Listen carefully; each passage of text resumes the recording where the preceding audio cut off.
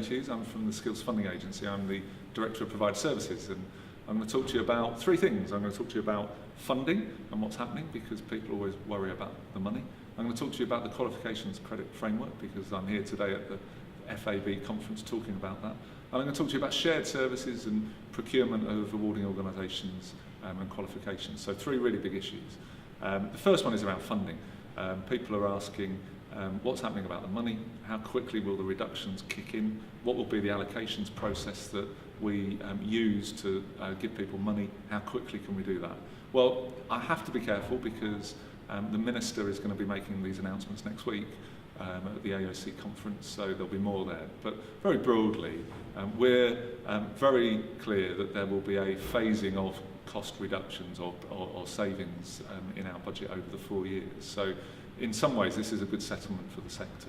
It's not going to be a massive cut in 11-12, it will be phased in. But there will be a shift. There will be growth in apprenticeships, which everyone understands, and we've already started that shift.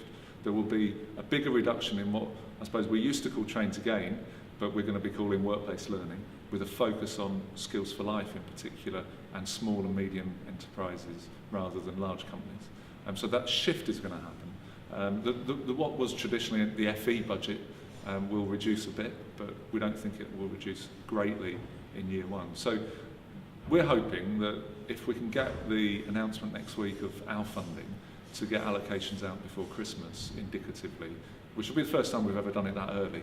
At worst, it'll be in the first or second week in January, to help people start making the shifts that they need to make. But there are, I think, over the 3 or 4 years of the spending review, quite a few changes that are going to happen to who's eligible for funding, how they're eligible, the introduction of loans from 2013-14. So it's quite a complex picture. And one of the things we're trying to do with the Department for Business Innovation and Skills is to set that picture out over the 3 or 4 years, so that people have got some understanding of what happens next year and the year after. Perhaps not certainty, because the world doesn't operate like that, but some indication of what the funding would be if certain conditions were met, quality, meeting priorities and so on. So really excited about getting that done over the next 3 or 4 weeks. Lots of work for us to do it, but we want to let providers and colleges know really soon what they're going to have and how they can start to plan for that. So that's number one. Second one is around the QCF. So I'm here at the FAB conference doing a couple of workshops on where is it, where are we now, where's it going? And my pitch really to awarding organisations in the sector is, look, we are where we are with QCF. We've got over 3,000 qualifications funded already. We had 1 million learners last year learning on QCF qualifications, over 1,000 providers delivering. We've got more now, so it's here to stay. We don't think we've got the systems to really maximise the impact of QCF. We don't have the funding system, we don't have the credit accumulation system, so we want to build on that, but we don't want to do it in a top-down, heavy-handed way.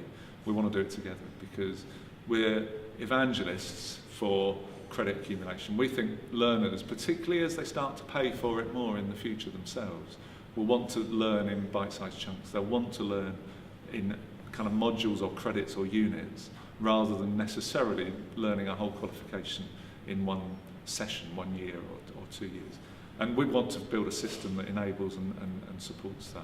We want providers to be a bit more creative about how they offer, how they entice people in, how they offer learning that fits around their lives rather than having to fit in with the college or the provider. So we're quite excited about it, and the session I've just done with the awarding organisations mainly, I think went down well. People want to work with us to maximise the impact of the QCF, to make sure people can learn in the way they want to. So I'm quite excited about that.